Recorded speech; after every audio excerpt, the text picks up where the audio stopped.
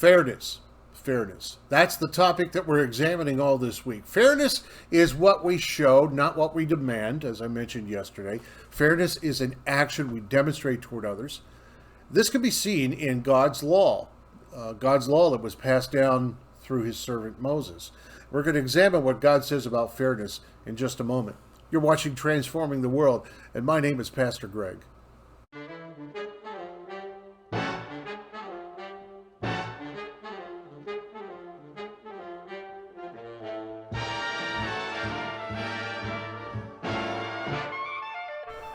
The Great Commandment, as mentioned in Matthew 22, it's verses 37 through 39, it is to love the Lord your God with all your heart, all your soul, and all your strength, and also to love your neighbor as you love yourself.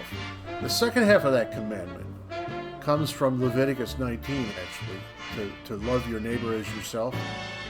In Leviticus 19, according to God, we are not to steal, we are not to deceive or cheat one another, we are not to withhold payment to those that we hire, we are not to twist justice and legal matters. There's a lot of other issues mentioned here in Leviticus 19. But the bottom line is that if we are children of God, we are to treat others with fairness. And in doing so, we actually demonstrate a love for our neighbor. Now, question number 5 asks this: is my life a testimony to the fairness of God? Well, my friend, you may answer yes if you have learned to love others as you have loved yourself.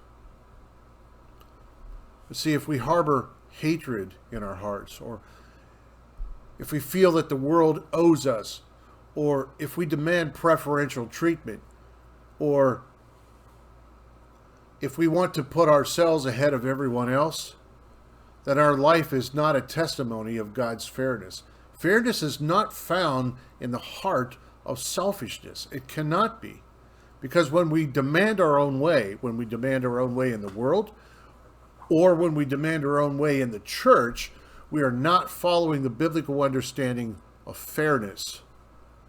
So as you are interacting with the world around you, please keep in mind that fairness is what you show to the world, not what you demand from the world, which takes us back there to that question 5. Is my life a testimony to the fairness of God? And if you have truly learned to love others as you love yourself, then you may answer yes to that question. Until then, we have a lot of work to do. Tomorrow I want to take a look at the life of Peter as a great example of how you and I need to be changed and transformed in order to truly see other people in this world with fairness in our hearts. We'll explore the life of Peter tomorrow. My name is Pastor Greg. You've been watching Transforming the World, and I'll talk to you tomorrow.